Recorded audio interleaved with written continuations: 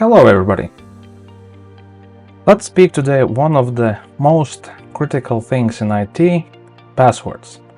How to actually manage passwords, how to store them, and how to share them among team members, because passwords is one of the crucial IT things that mostly gets leaked and mostly are used because people are mishandling them in incorrect ways. Also, as we already know, there are third-party password saving storage tools, team password combined tools and stuff like that, but as previously we have seen, they have been breached and therefore the whole passwords are gone and they are in the hands of the bad actors. So in this video I will gonna show you a completely free password management tool where not only you can save your passwords, but also you can share them among your team members. This tool is open source, it's free to use, and it's also possible to host it on a Docker container, which is pretty easy because the password tool creator, he didn't had a great Docker container image, so I have rebuilt it from the scratch, and the new image is advanced and it's more automated, and also at the same time it does its job by protecting your environment, your passwords, and you can use it internally in your workspace, share the passwords among your team members, and at the same time you can also store your own passwords and use it for generating a really complex passwords as well. As you can see, this is the password tools TeamPass GitHub webpage. The owner of it is Nielsen, a developer from France, and he does a pretty good, amazing job by creating this tool and giving it out us for free of use. Also, he quickly responds to issues if there are any, and well, as I understand, this is his hobby and also his what he brings to the community. A tool that is usable, that is free of charge and open source, and the code can be reviewed at any time if you want it and use it. Plus side on this great tool is that it also has a knowledge base built in and a lot of great functionalities like Active Directory authentication, and also with all that inside there is two-factor authentication, so all kinds of encryptions, so it's a pretty great open source tool. And if you want to sponsor this developer, or not sponsor but support it, you can go to his GitHub and sponsor by gifting him a coffee cup. This video isn't sponsored by him by any chance, this is just to show you the great tool. So without further ado, let's go to the showing you. I have written a Docker Composer file, as you can see. Let's go a bit through it. As you can see, the Docker Composer will download the latest MySQL from the Docker Hub. I have created my own network inside my Docker environment, but if you don't have any networks, you can just comment this part out, like so. Restart always, in case container fails or something, or let's say you have rebooted your VPS or your server, the container will automatically restart once the VPS or the environment is back up. Also some commands that are used for charge sets and stuff like that. And here I'm linking my MySQL to the VPS itself, so that my database is always, the database files are always available in case something breaks with my Docker container, or I can also back them up if I need it. This is a demo password. This password will not be used, this password will be destroyed as this container, as this VPS after demonstrating this tool. So this is not some kind of password that is usable or something else. Please choose your own password and always keep the password secure and complex as much as possible, because low quality passwords are easy to breach nowadays with all the graphic cards that are used for penetration testing, for hacking, and for breaching the data. And this is the TeamPass. This image currently is taken locally. The image will be uploaded to the GitHub, the whole source code, and also to Docker Hub. The original Docker Composer will be also available in the description in my webpage that you saw at the beginning of this video. There will be all the instructions. Also, I will add comments to this Docker Composer so that in case you want, you can review them. Also, if you don't have your own network, then you can click disable them. By the way, by the networks, you can find how to create your Docker network inside my Docker shorts. It should now pop up somewhere here or here, offering you to watch that video, so you can watch it and you can create your network. The same, restart always. This is the subdomain that I will be using for accessing it, and why I'm having it here is because I will be using Let's Encrypt, by the way, which you want to set up. Also, my YouTube short, you can find how to set up Let's Encrypt and Nginx reverse proxy. These will be my ports, as I'm using Nginx reverse proxy to forward them, those ports, so that I can use them with default 80. That's why I'm using reverse proxy. This is links that it needs MySQL container running, and here are some parameters that I'm using since I'm using Let's Encrypt, and I want the certificates to automatically sign it so that I don't need to follow them. And my network again. So if you don't have the network, you can just remove it, but all that will be written inside the blog as well. So this is my Docker Composer. So now, once we have it, we can copy it, and we can, let me drag my terminal. We can go and create our Docker images. I'll go here. I will create a folder, password manager. Okay, I have already created it. Should be empty. Yep, it is empty. Once we have the folder, we can now start creating a file called Docker Composer YAML. Once we have created the YAML file, we can now paste it all in, what we copied previously. Since I'm using macOS, then I'm using CMDV, but if you're using Windows, you can use Ctrl-V. And yes, I like Nano editor more than Vim or V. It's everybody's choice, what they like. So by saving it, clicking Ctrl-X, now Y and Ctrl-M, we have created a YAML file that now we can bring it up so that it downloads all the needed things, starts running them.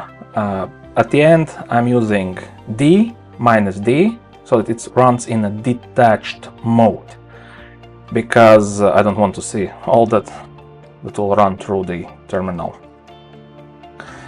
So as we can see, it created for us a MySQL 1 container and TeamPass 1 container. So once we have done all that, we can go to Docker exits -it. We will go into MySQL container and we will create our database where the whole data will be stored from the TeamPass itself. It was MySQL name.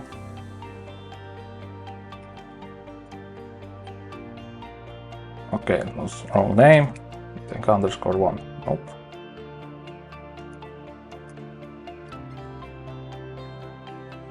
And here we are in our Docker container.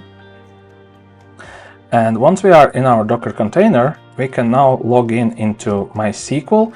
Of course, this is just demonstration, but if you are using it, my suggestion, create a separate user for it with separate password that can only connect to the TeamPass database. That's for increasing your security. On how to create the separate user and password, you can also find in my shorts or in my blog, the blog that you saw at the beginning of this video.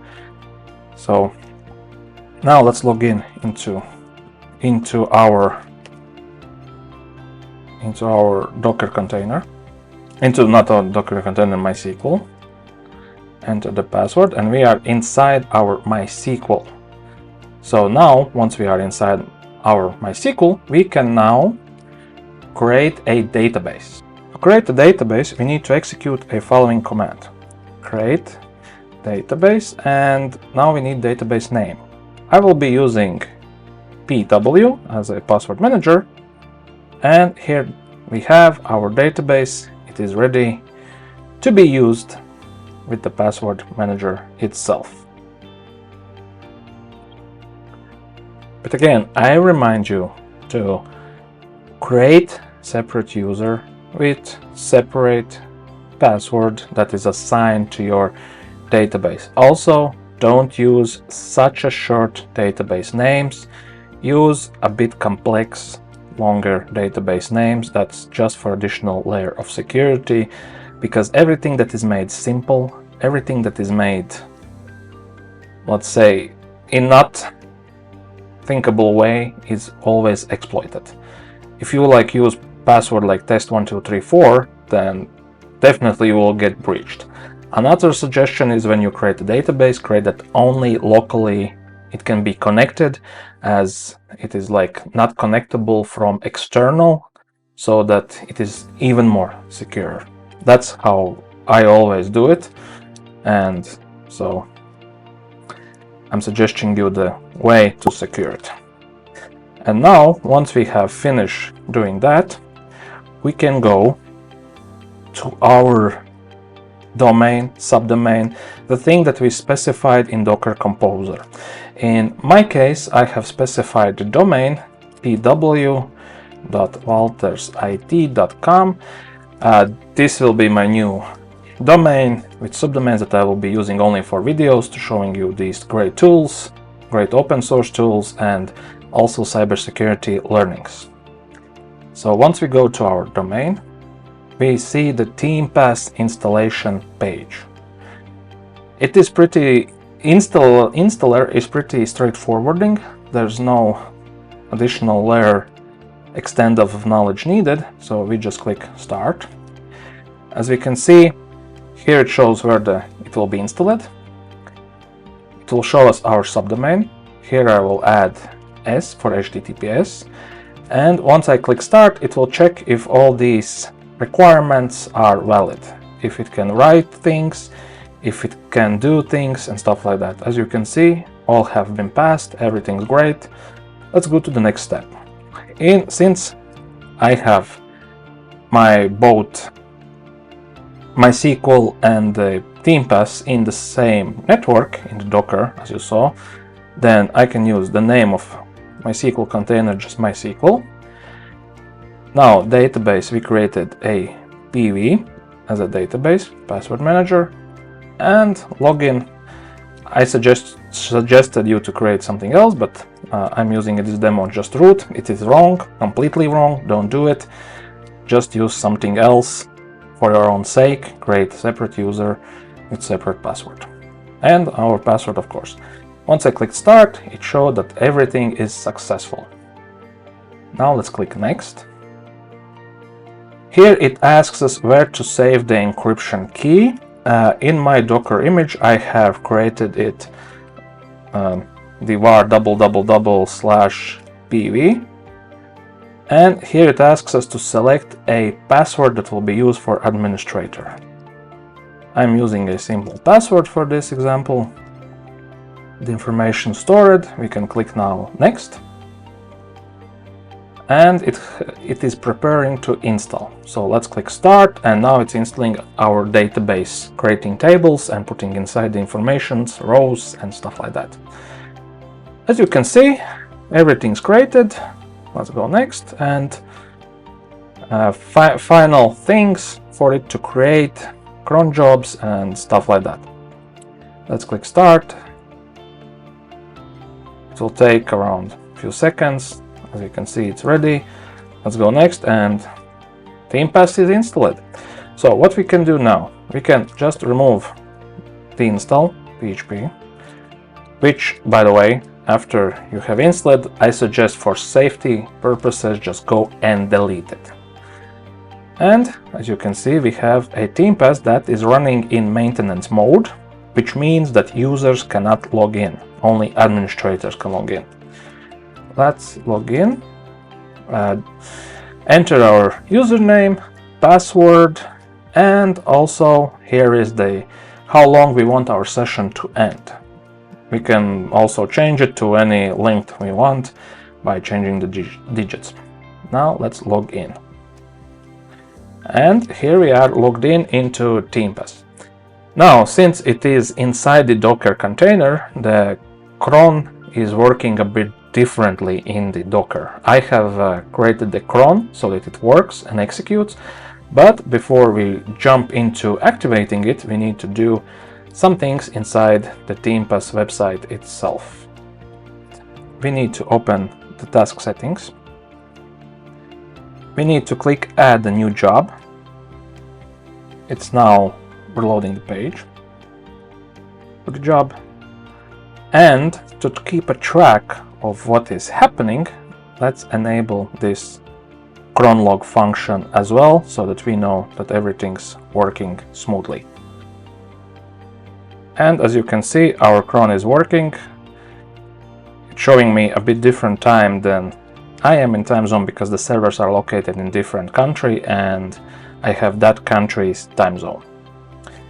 So here we can do email setups, SMTP, customizations, multi-factor authentications we can do, Google, Duo Security. Also, we have tons of customization options that TeamPass offers you. Also, it allows you to specify how strong passwords can be kept inside. So that, let's say you have a team member who saves test1234, and as we know that test1234 isn't a secure password, but thanks to TeamPass it will not allow to save him that password. Therefore, he will need to change the password to more secure in the system where he has put the password in. Of course, tons of configurations and stuff like that, but what I like, let's turn off the maintenance mode.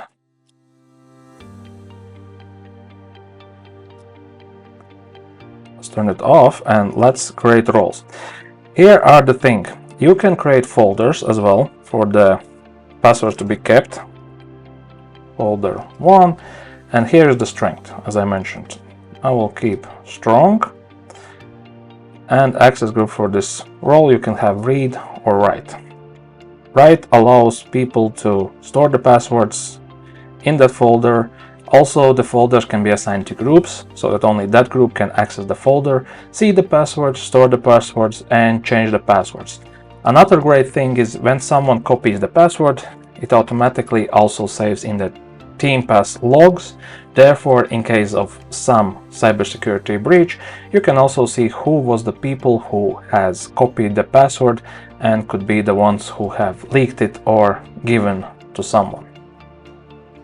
So we have now folder. Here are the roles that we can create. Let's create role user. And here we have role can edit any visible item. We can use it, we can also skip it. And here we can assign the role to the folder as I mentioned before. And the role, it can have no access. It can only have read access. That means that he can see what kind of passwords are stored, information is stored, and stuff like that. And also he can have a write access. That means that he can also create passwords, change passwords, do editing and stuff like that. I would suggest to users who are not creating passwords, administrators, some just give them read, but in our case we will do it with write, because I want to show you how it works. And here you can also check these boxes to not delete the passwords and cannot edit items. Let's submit. So we have the folder, we have the role assigned to folder, and here we can create our users. This is one of the crucial things for the user, which user will have access to your TeamPass system. That is very important. Just one thing to keep in mind, that administrator, if you are administrator, that doesn't mean that you have the ability to log into the TeamPass as a user, because administrators have admin access to admin panel. You can also create a manager account which can manage users. Let's say you have a large organization with several departments. You have the network department, you have DevOps department, and you have developers department. Each department has its own manager and employees. So you can create a manager, assign the manager to the employee, assign the manager to the folder so that he can add his employees or new employees, or if employees have any password problems, let's say they forgot their password and you are not using the LDAP authentication or anything like that, then the manager can reset his password, the security key, and stuff like that. Security keys, by the way, go to the email automatically if you have set up the email, or when you are creating the user. Once the user is created, the security key, which is the decryption key, is generated and stored inside, and it can be only changed, it cannot be recovered. It can only be changed by generating new key, which can be done by manager or by the administrator. User doesn't have that possibility.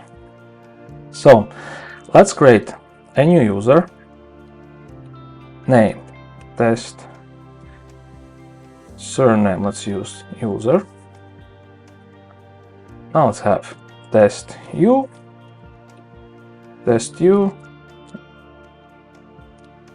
t.com, and here are those options: read only, user, manager, TeamPass manager, or administrator. And here we can assign roles as well. Here we assign who is managing the user, if you have managers.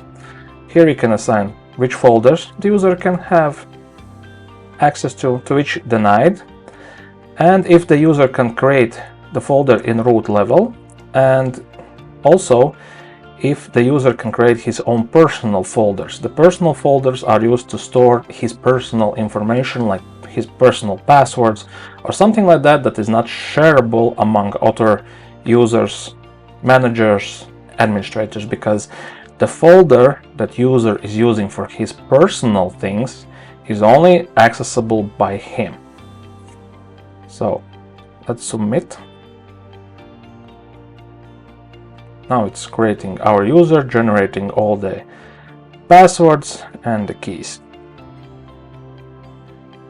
As you can see, task is in progress, the user is not active yet, and we need to wait for the task to complete. These all tasks that we need to wait, let's say for it to finish creating everything, this all is done in the background by the cron job. That's why it's very important that the cron job is working and it is responding properly. So let's click refresh. As you can see, it is still processing in a background. It can take up to 5 minutes, and if you have several users, it's also possible to take even longer, depending on how many users is active and how many users can have or had requested some of the changes. As you can see, here we can see the creation date of the user. We can also edit the user, see what linkages it has, change login password, edit, generate new key, the decryption key, see the user logs, what user has done, and also disable, delete it. And if we go to utilities, we can see all the renewals of the passwords of users, User can restore his password, but not the key. Deletion, which password has been deleted by whom. The passwords can be restored in 30 days time. That all can be also configured in the settings section, and also if the users can restore the passwords can be configured in the settings. Also, here's the logs. What, who has done. You can also filter them and stuff like that. So this is very useful. And this is our database information, which users are logged in. As we see, admin is logged in.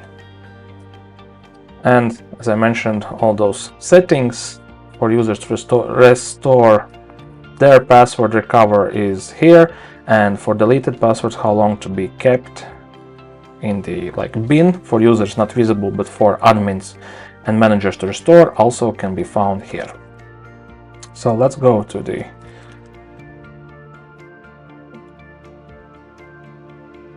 .com, and it should now give us not giving us anything.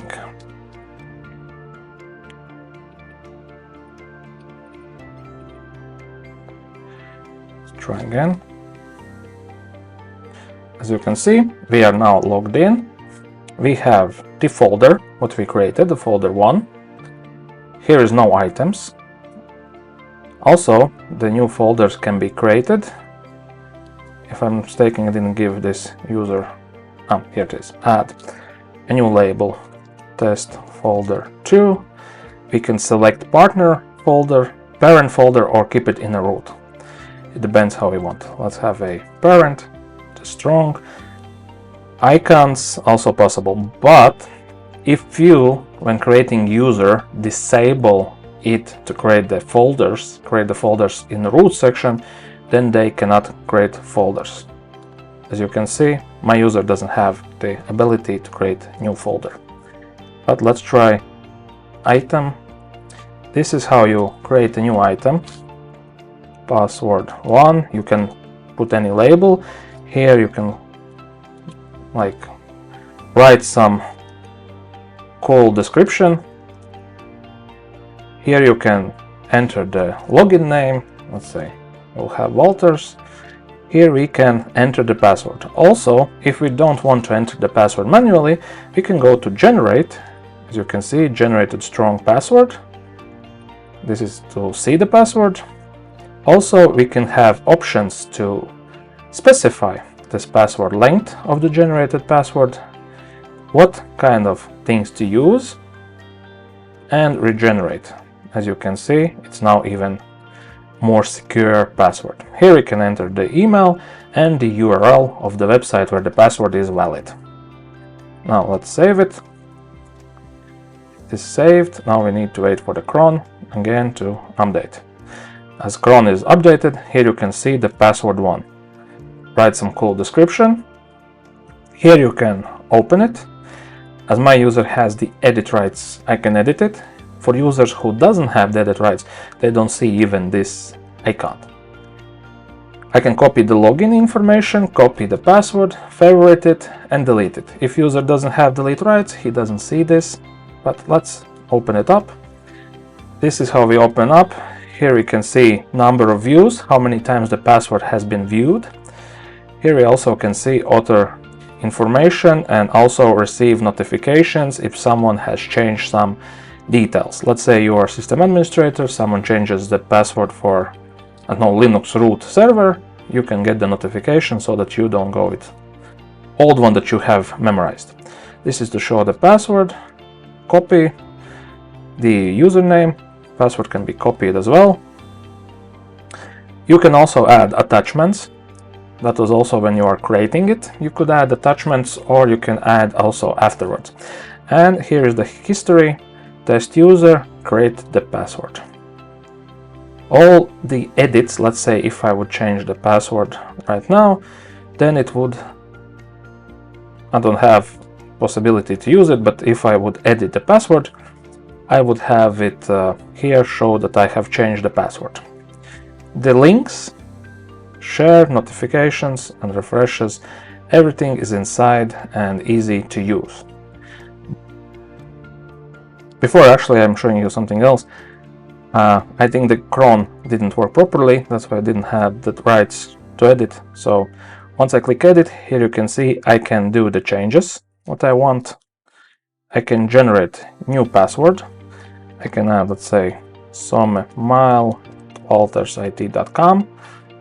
I can add icons. Here I can add some more details, secret keys, phone numbers, the password related, and as mentioned, here are the attachments that can be added. All the attachments that you are adding, they are all encrypted, therefore extra layer of security. Let's save the changed password, and if we go in, we can see history already 3 created. Test user changed the email address value to some email. If I would change now the email, again there will be the new entry from what email to what I have changed, and also here you can see password has been changed. And now let's go into search. Of course here everything we have already it's showing us, but let's read the description. As you can see, it shows you can search by the password tag, the password one, also by description, and it shows you that it is in folder 1. You can access it, and some mail, if I enter, okay, by email doesn't search. Yeah, by email doesn't search, but it searches by the tag and the description, which is really great actually. And if you go back to the admin board, let's go to the users. As we can see, we have the users. Let's go to logs. We can see the connectivity, failed login attempts we don't have any errors. And items, we can see what has happened here. The test user has a modification to test user. Test user has created the passwords, and creation, access, everything is logged inside what user has done to what folder to what password. Therefore you have more traceability in your organization to actually trace down in case some cybersecurity attacks or cyber threats has been done. You can trace down the user, which was the one who broke the system, changed something, and even who has deleted something. Let me try if my rights allow me to delete it. Yeah, let's delete it. As you can see, I have deleted the password. And if we go to the deletion, here we can see the deleted password, who deleted, when deleted, in what folder the password was. And we can click restore it, submit. Let's do a refresh. And the password is back.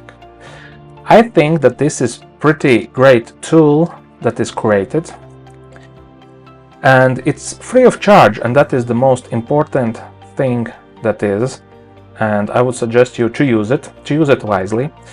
Of course, I would suggest it to put inside your internal networks, not external, because if you use it for password keeping, as I am using it also to keep my passwords, because I have so many websites that I have password servers, I keep them inside this tool that is hosted securely and only accessible by my IP address. Also, I have two-factor authentication enabled and stuff like that. So I would definitely recommend to keep it internally, because if someone would see it externally, then cyber attacks would be definitely ongoing, because everybody would like to know what kind of passwords are you keeping inside your system. Here you can see the cron logs, what's happening with cron, the email that he sent it to me, but the email didn't receive because I didn't specify the mail servers. Here you can see the statistics, also the uploads. You can configure the configuration, what types of files are allowed to upload, the weight of the file. Is it allowed to upload empty files, upload extension files, blah blah blah, and the length as well of the image, the size, and stuff like that. LDAP is currently disabled, but before publishing the image, I will enable it. Here are the fields. You can add some custom fields as well to your configuration, SMTP configuration, how many unsent emails. Here is the, okay, I see that function is not enabled, but the developer will need to give him a message, and the API. Also, you can integrate TeamPass with other your systems via API. The API tokens and stuff like that, you can create users, which user can access the API and use it. So that's also a possibility. Two-factor authentication, as we went through all the settings and the whole information. So yeah, this is another way how you can store securely encrypted the passwords, because the MySQL tables are also encrypted, which is inside, which stores the passwords itself. And you can also add additional encryptions if you want to your MySQL server itself as well. And well, this is, from my experience, a great tool to be used on a Docker internally for your own safety, for your organization's safety, and how to better store passwords and share among other team members. Because I just showed you an example with one team member, but imagine you have several team members, and how would you share passwords with them? You would send them an email. The email is not secure. Someone can access the email and copy the password. You will send them in Teams, also not secure. You can afterwards, of course, delete it, but well, and where to store the password? Notes, browser, where would you store? Of course, many people are using the Chrome password saving, Safari password savings and stuff like that, but from my experience with nowadays cybersecurity threats, to store the passwords on a browser, it is pretty risky, because the bad actors find the new ways how to exploit the passwords from your browser. And as we recently saw the Google Incognito, that Google was also spying on people in incognito mode, then I don't trust, personally, no offense, Google is a great company, everything's cool, but I don't trust browser to save the passwords even locally, because for some reason I think they are sensing it with their server anyhow if you even haven't enabled that function. So personally, I use this tool for my password savings. Some passwords, yes, I have saved in Safari, but the more passwords that are related to servers and something else, I store locally on my Docker, which access only I have with my IP address. And this is the great thing. If you are using VPS, for example, you can encrypt your passwords, and plus side, you can also enable that you can access your VPS via the VPN only. That is additional layer of protectivity. If you are hosting, let's say you have an organization in your own data center, then you can host the passwords inside your own server room on your servers using the Docker, or you have your own network in a data center. So yes, this is TeamPass Password Manager. I wanted to show it a while ago, but due to my illness, didn't have the opportunity to film it. And another thing, I wanted to create this Docker image specifically for this one, because as I mentioned, the author, he's a great developer, but his Docker image was not so great, so I did it from the scratch, and I hope you will enjoy this video and content. So if you have watched this far, don't forget to click like, subscribe, and follow for more interesting things. Thank you, and have a great day. Bye bye.